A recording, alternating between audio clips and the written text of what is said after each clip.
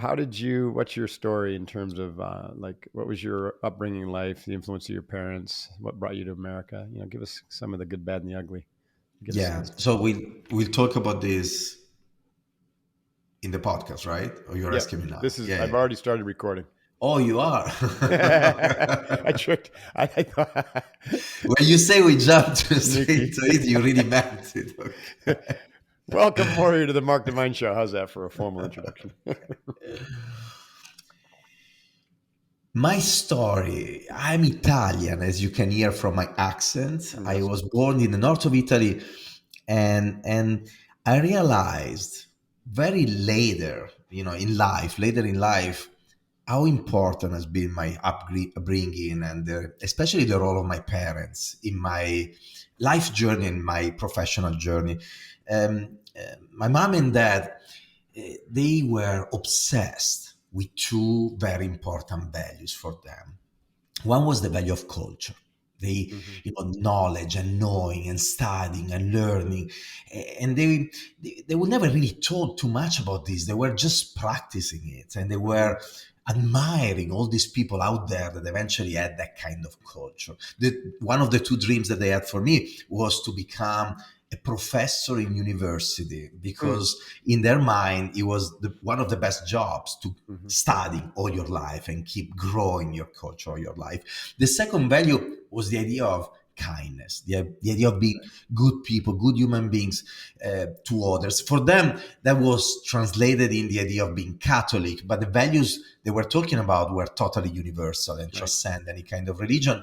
And so, again, the second dream that they had for them actually was dream number one, was for me to become a priest. Oh, So yeah. here I am, I grow, with those kind of parents, and for them, the idea of fame and financial success was not a goal, was actually a threat. They would never talk about this, but when I started to have a little bit, a little money, more than average, because, my work was doing well, I remember my mother starting to get worried that I could lose my way, my Hmm. values and my simplicity, my humbleness, and all those things.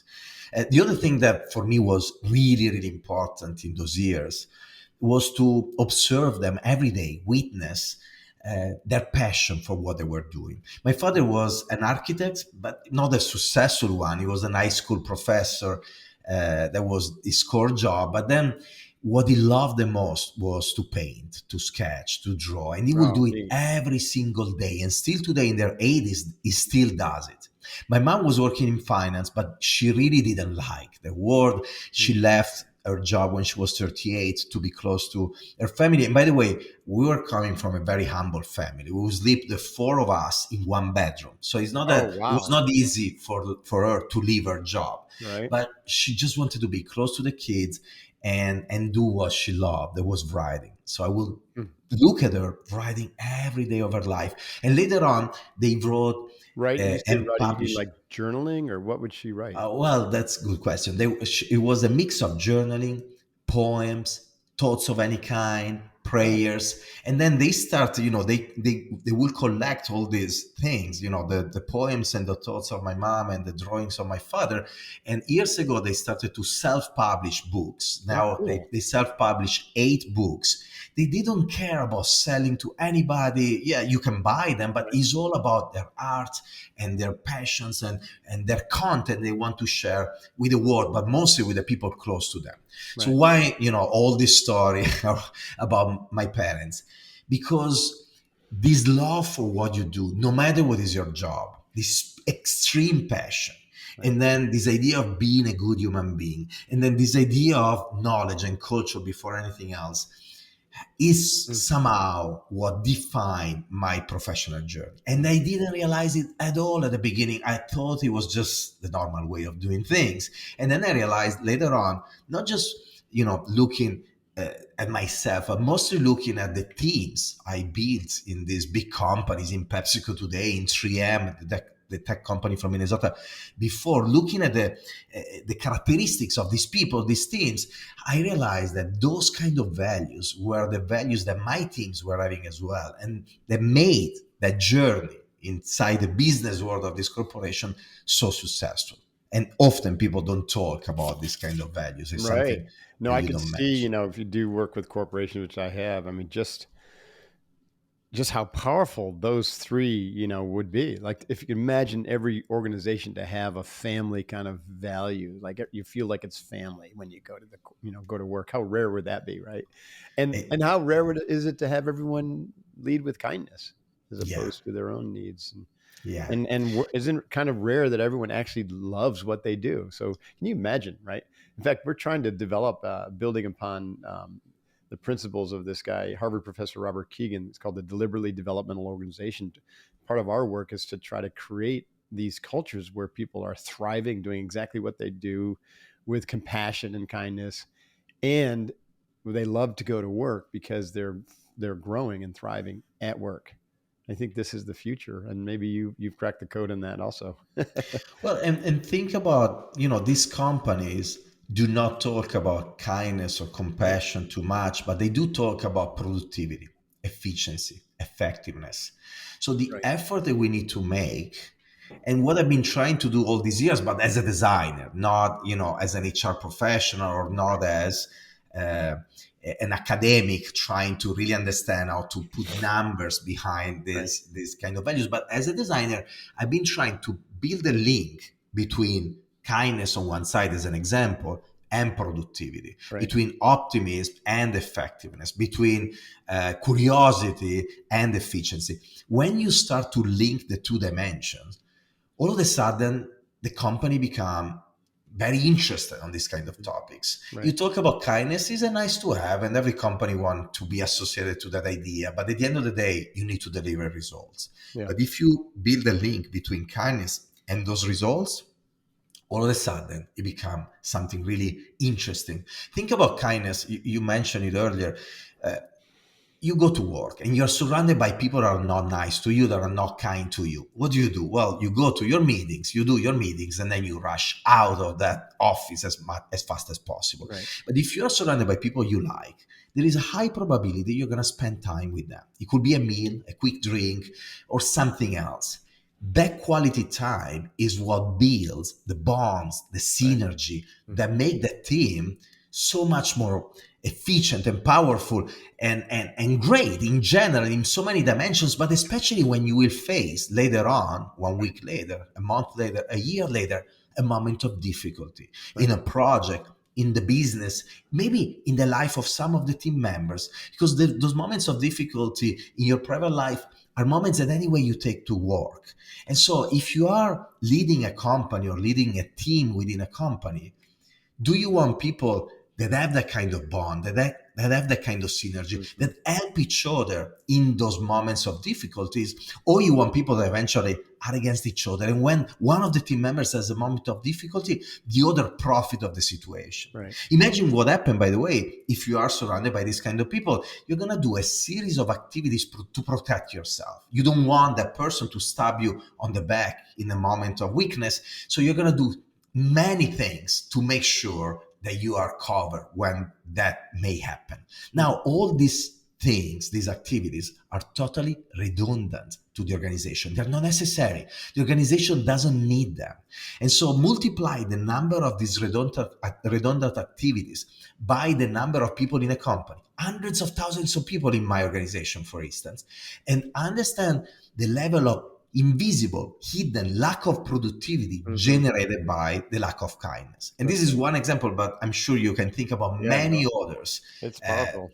and we never talk about this. We talk about increasing productivity by cutting costs, optimizing processes, laying off people. We never talk about increasing productivity by investing in kindness. Yeah. And it's so powerful instead. I agree. I mean, brought up a host of interesting questions, but just, you know, I'm sure it probably hasn't been studied, but I think it'd be easy to validate that kindness will increase creativity significantly because, negative, when it just put in the context of negative versus positive thinking, right? Positive thinking, right, is expansive, it's opening, it's got a higher vibrational quality, and it strengthens, and it leads to that more of a spontaneous, innovation or creativity. Whereas negative thinking, lack of kindness equates to negative thinking, lower vibrational energy, collapsing in, shutting down, closing off, the most important mental attributes that lead to creativity, which is open heart and intuition. I completely Really, agree. In the probably book, studied, actually, I think. no, sorry, I was No, you're fine. interrupting you. Oh, your turn. No, I completely agree. In the book, I talk about actually optimism. I focus on this idea. Kindness is empathy, is the ability to put yourself in the shoes of others, but connected with action. You Right. put yourself in the shoes of others, and then you act on that empathy, on that sensitivity. Optimism is one step even further. You act on the base of that sympathy and empathy, but you also do it um, without stopping in front of any kind of roadblock, Mhm. looking at the glass always half full, understanding that actually if you're changing things, if you're acting on the kindness, if you are shaking things around, by definition, always, you will find roadblocks, Of difficulties, course. challenges. Right. If you don't, it means you're not changing anything. You should wonder, if you don't face these difficulties, am I Right. really making any change? And so you need a kind of optimism. Now, for every characteristic that you have in the book, I talk about 24 different skills and characteristics, and optimism and kindness are two of them. Partially they're natural, but partially are also characteristics that you can nurture, you can invest on Right. in a variety of different ways. If you think of optimism, I mean, how many times I found myself in moments I was like, oh my God, I mean, this is so difficult. I mean, Mhm. can I really overcome this kind of situation? A technique that I developed is this. Every time I'm in the moment, I try to step back. I detach myself from the moment, and I do it by looking in two opposite directions. On one side, I look at the dream, the vision, where I'm trying to go, what drives me every day, but really the long-term vision. And then on the other side, I look at where I came from, the progress Mhm. that I did until then. Because when you're in the middle of the difficulty, you forget that anyway, you did already so much to get Right. there. So Right. celebrate that, appreciate that. Remember, especially other difficulties you had in the past. Mhm. Remember how those difficulties shaped you, made you the person you are today. I had some challenges in my life that were so tough, Mhm. but they made me a better person, a better leader, a better human being. And so when I face again certain kind of challenges, I'm thinking, well, wait a second, this is anyway a milestone, a step in the right direction. And whatever comes out of this, I'm going to learn out of this. Right. And so that's an example I love of that. how to practice optimism. But you were at PepsiCo as their chief design officer, and so how did as a design officer, you're talking about like packaging and brand equity and those things.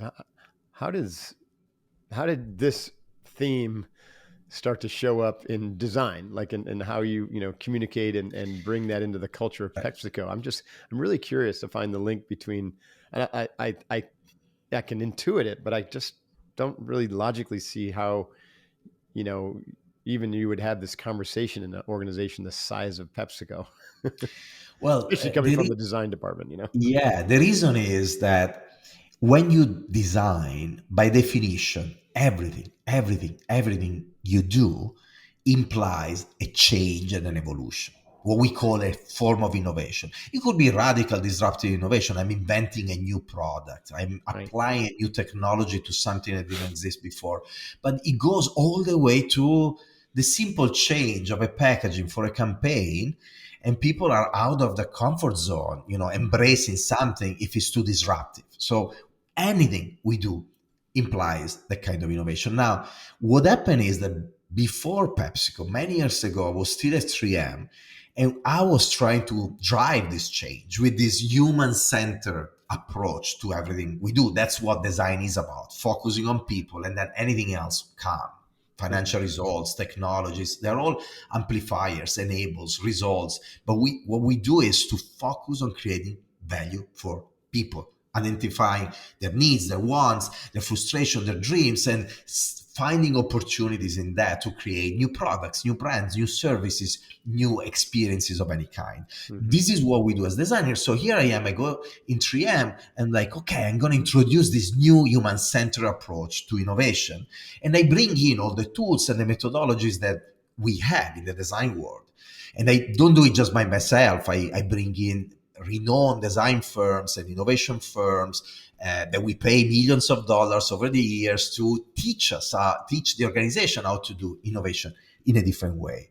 And after a while, looking back at many projects that I run with this kind of approach, I realized that, first of all, many projects were doing very well in market and a variety of others were failing miserably, eventually even before arriving to market. So over the years, I was like, okay, maybe I need to change the tools. I need to take them to the next level, tweak things. But then I realized something pretty obvious, that what was really making the difference in those projects were not the tools and the methodologies. It was all about the people behind those tools and methodologies. And still often, for example, you have a company that invests in design thinking and you introduce that kind of methodology, and then the project doesn't go where you expect the project to go, and they blame the methodology. You see, design thinking is not working, Mm-hmm. without realizing that actually probably the problem was the people behind that tool, their ability to observe the world, to understand what is relevant or not for the company and for people, the courage and the resilience to bring ideas through the system and win all the difficulties, overcome all the difficulties that you face, and so on and so forth. So years ago, I came up out of need, it was a very practical need. I came up with this list of characteristics of the people I wanted to hire in 3M. And I wrote down that list, I gave it to HR, and I asked them to use it as a filter when they were selecting all the people they were presenting to me. Then it became a paper for the Design Management Institute review. It became the topic of many conferences. And the reason that I went more and more public with these filters is that I wanted people out there to select themselves, self-select, Right. before even arriving to our organization. What Long were story some short, of those features, by the way? well, I mean, some of them I mentioned, like optimism, curiosity, respect, humbleness combined with confidence. Mm-hmm.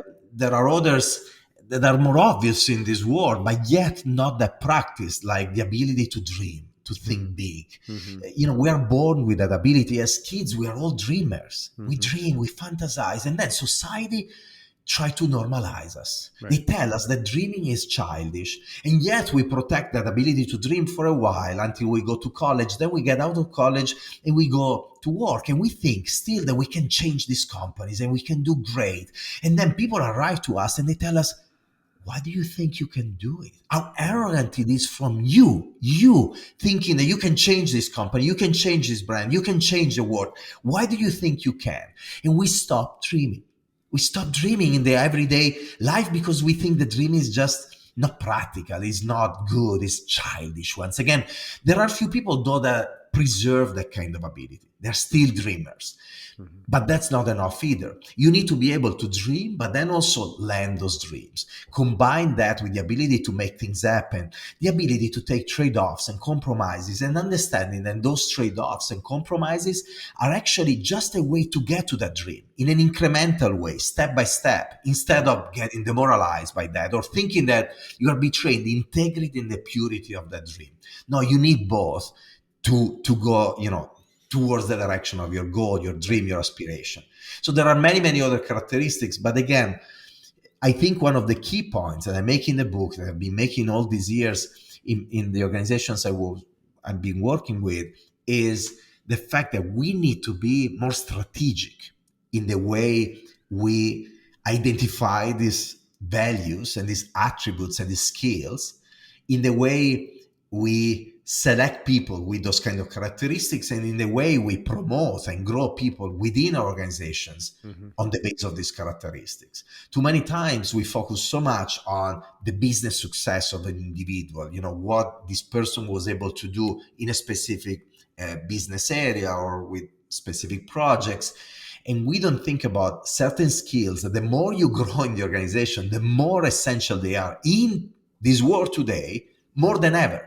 They were eventually kindness that we were talking about earlier, that build that efficiency in the team, that bond, that ability to produce, in a highly effective way, was not that necessary 20 years ago, Mm-hmm. because this company were rich. They had a lot of wealth and they had huge barriers to entry to Mm-hmm. protect their businesses, made of scale of production, of distribution, of communication, of patents. It Mm-hmm. was so difficult for the man or woman on the street go and compete with one of these established brands and companies. Right. Today, instead, through e-commerce, social media, new technologies that are decreasing the cost of manufacturing and production, you can.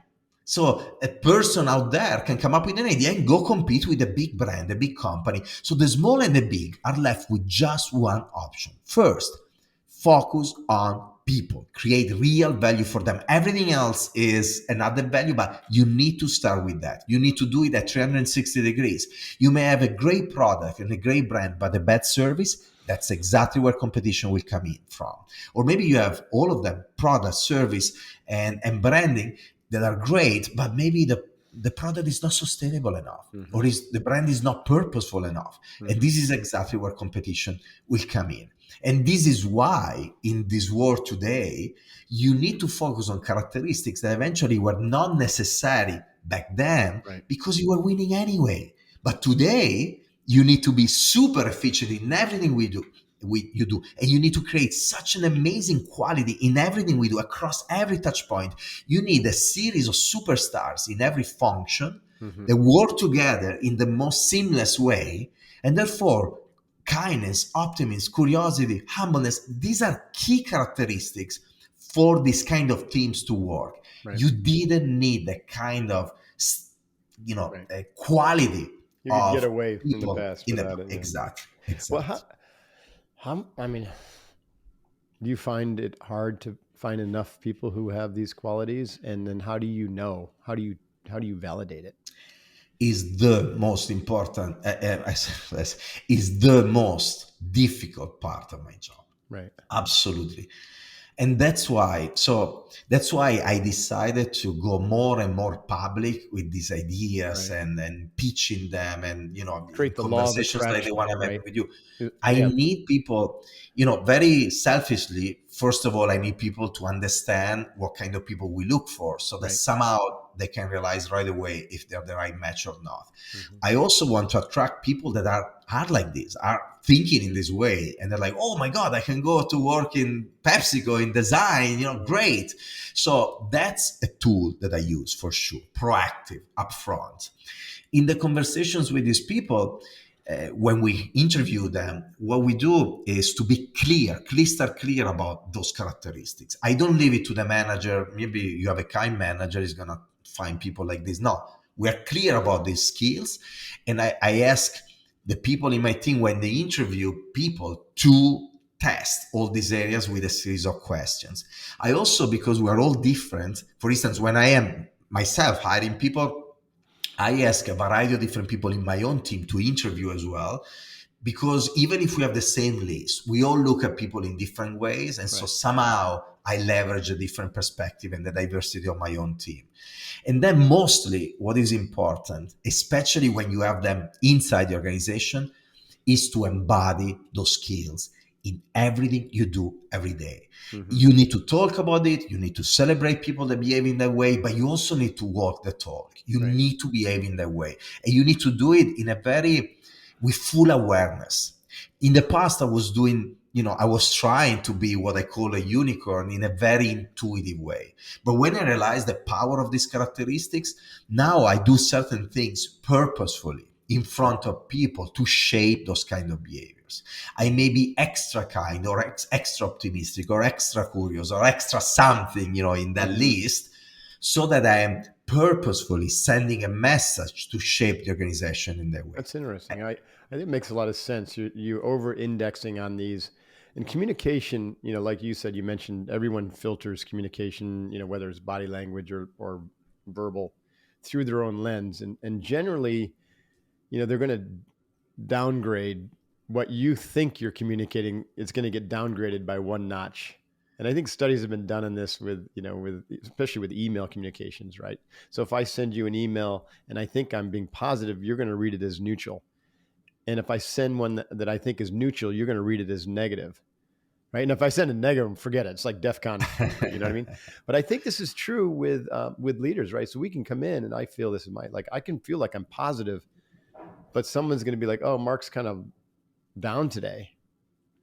So I have to over-index that positivity for them to receive it as positive. And I think that you've kind of settled on that naturally. And I think that's a really powerful awareness and skill for leaders.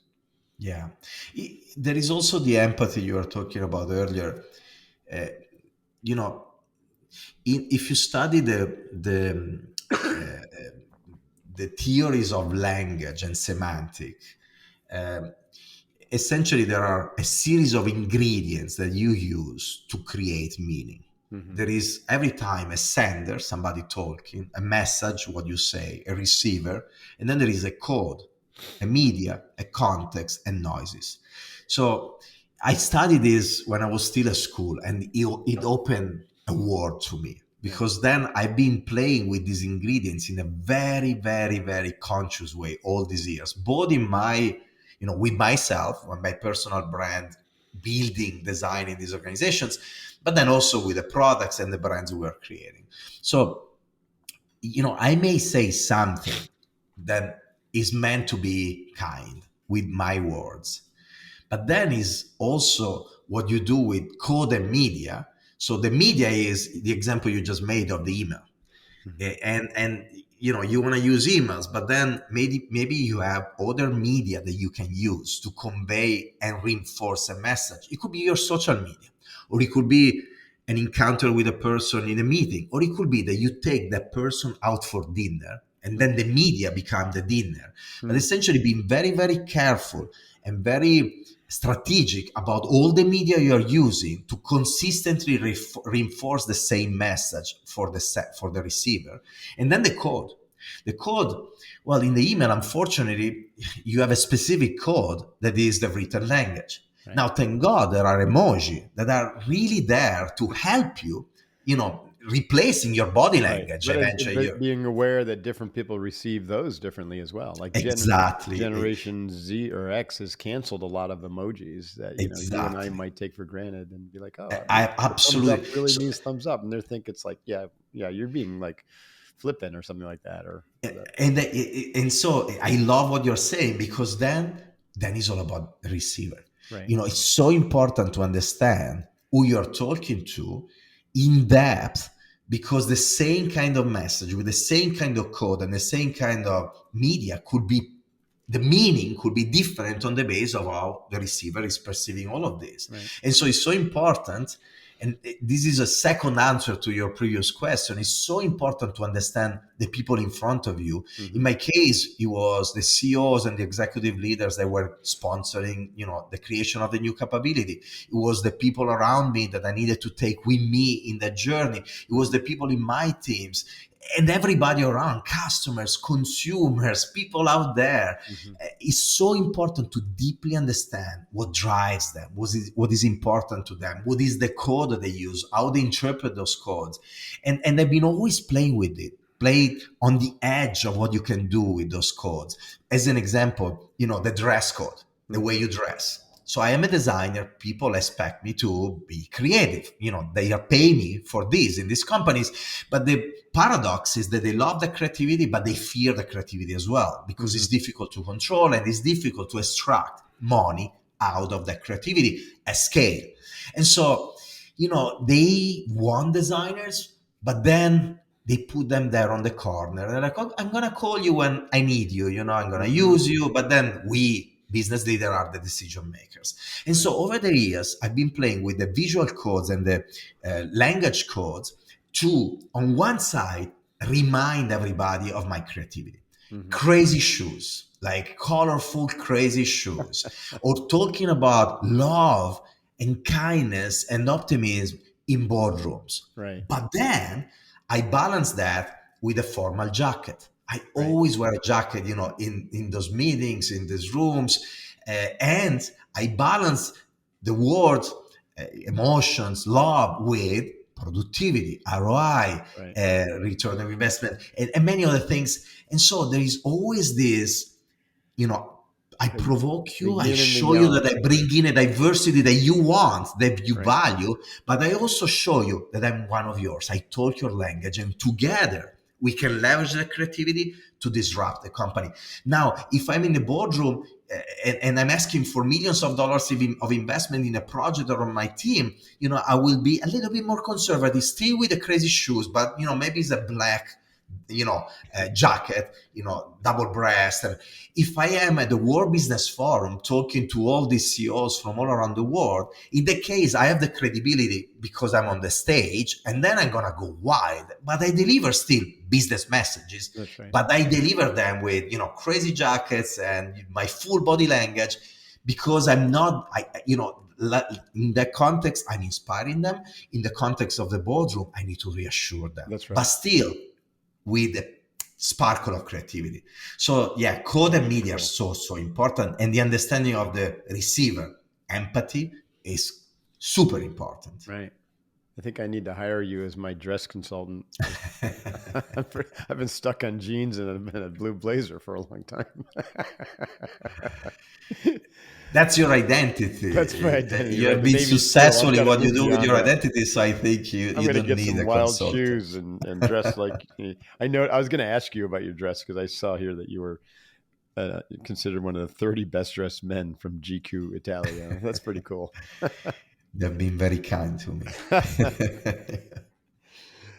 So, how, again, back to design, I want to kind of talk about how important design is for leaders in this new age where technology and AI and, you know,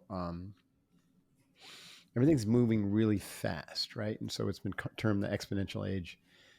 And I'm involved in a doctorate in leadership program right now, and we're studying these things. And one of the most important skills that leaders will have that computers and AI won't have is creativity. And how one of the most important skills for leaders in the future is going to be design, because there's a lot of other things that'll be handled by algorithms and you know robotic things. So, what is your perspective on the role of design in terms of leadership capacity, leadership development, and moving it from the fringe into the center of the organization as a domain of excellence? Look, uh, I agree with what you just stated. That is a very important leadership skill. It should be taught in all kind of schools, but we need to be clear about what design What is and is it? what is Yeah. that Well, let's thing. start there. And by the And way, there's very few design schools, right? I mean, in business or for business. yeah, They yeah, just don't exactly. exist, and you don't find an MBA with design as your major, right? And I think that needs to change. Yeah.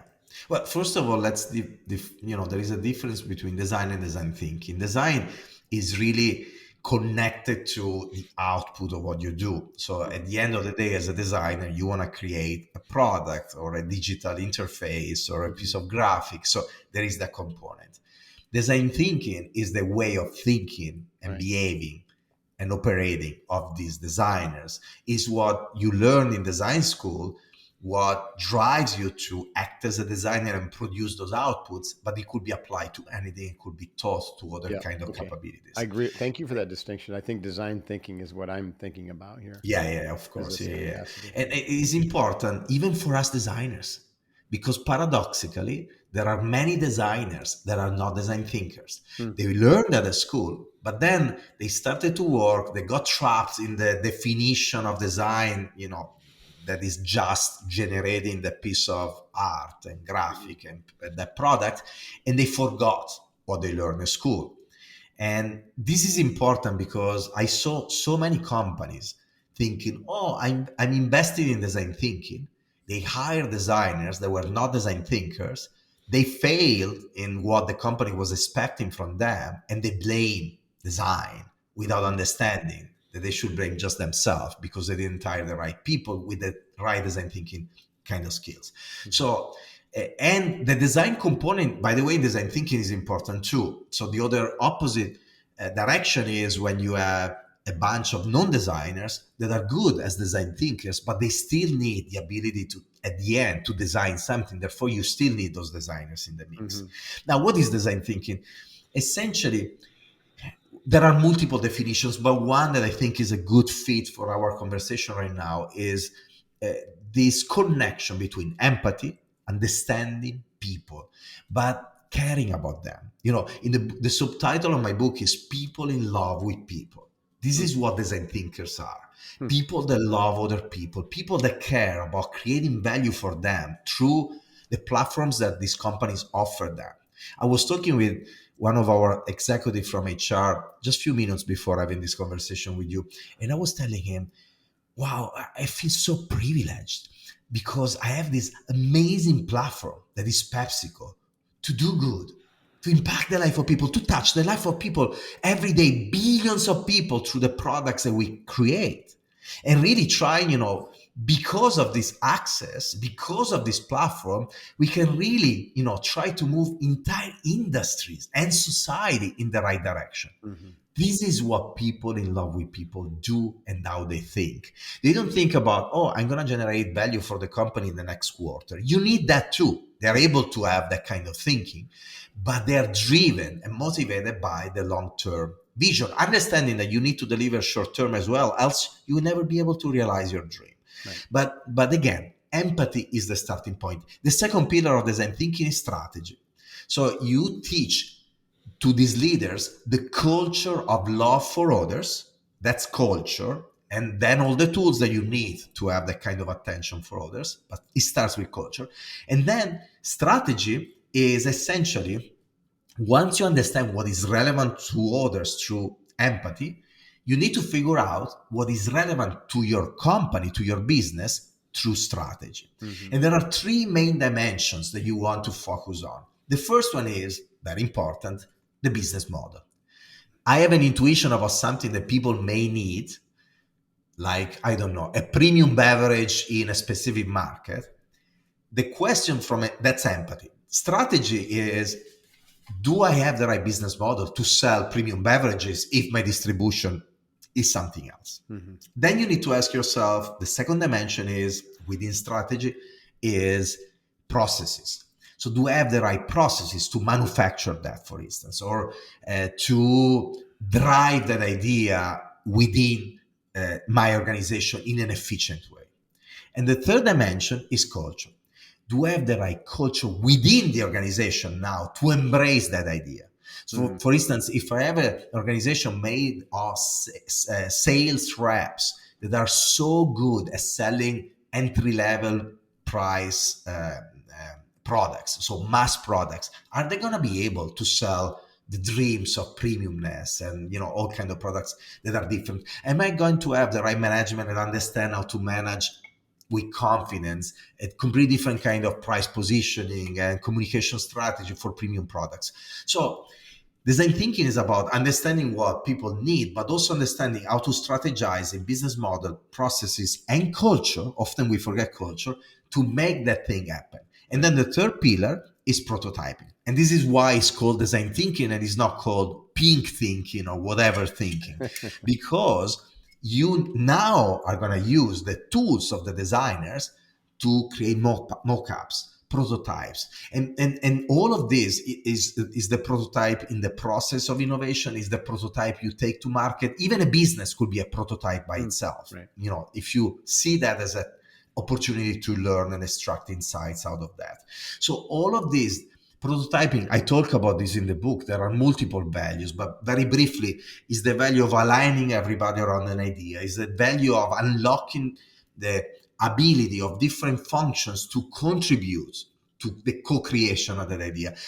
All the way, by the way, not just the internal functions of the company, but customers, consumers, people out there, is also the power, what I call the power of the shiny object, is the power of these prototypes to excite people, to unlock sponsorship and investments. And all of these build confidence in the organization to take the risk of the new idea, and also drives productivity and quality in the process. This is what design thinking is, and it can be applied to anything, any kind of thing. It doesn't need to be a product or a brand. It could be you know, a country, it could be an issue in HR, in Mhm. finance, anything. Hmm. It sounds like you're really describing your book, The Human Side of Innovation, right? And Yeah, I'm familiar with the topics because I yeah, wrote a yeah, book yeah. about that. That's cool. So it really is about design thinking, your book. And who's the target audience? Is it CEOs, or is it just like people who want to start their own business? Is it future leaders? Yeah, I love this question. The key target audience is my daughter. I love that. Yeah. But I'm joking, but I'm not joking. Yeah. I wrote this book thinking, okay, I want for her, she's 7 months, almost 7 months old. I want her to be exposed to all of these things because I wish that somebody would have told them to me when Right. I was young. So immediately after then, of course, is the new generations. Right. It's people that are getting ready today at school and then at the beginning of their professional journey to change the world. Hmm. Now, then the other target is the business leader that have the power to hire this kind of people in their teams, in their companies, to change the trajectory of these companies. And so, I hope that by reading this book, they get full awareness about, what are the key traits that you need in this new world to drive that kind of change. With them, of course, all the HR world and the people that are really consulting with this business leader to find the right talents. And then this approach applies to literally anything. Um, but of course, branding, innovation of any kind is at the core of the book, with so many examples that come from the world of PepsiCo, 3M, Hmm. my life in Philips designing wearable technologies, but also many other products that I bump into in the streets of New York, in Dublin, in Varese, in Italy, in my city where I was born. Is stories from my childhood. So is there is a lot of theory. Is an innovation book, is a leadership book, but is also there is so much of my life to make this theory by far more digestible and Yeah. approachable and accessible through That's through the pages of the book. right. This is awesome. This has been so much fun to talk to you about. If someone's listening to this and they're like, this sounds really fascinating to me, but I literally have 37 books on my nightstand that I'm waiting to get to. So, maybe I'll put this on my list as number 38, but what can I do tomorrow? Right? Is there one or two things that are like, start here, do these things, start doing these things, and you'll be well on your way, that you can share? Look, if you don't want to read a book, check the page with the 24 characteristics of the unicorns. You don't even need, there are hundreds of pages to explain them, but if you read kindness, curiosity, optimism, all these characteristics, start to practice them every day.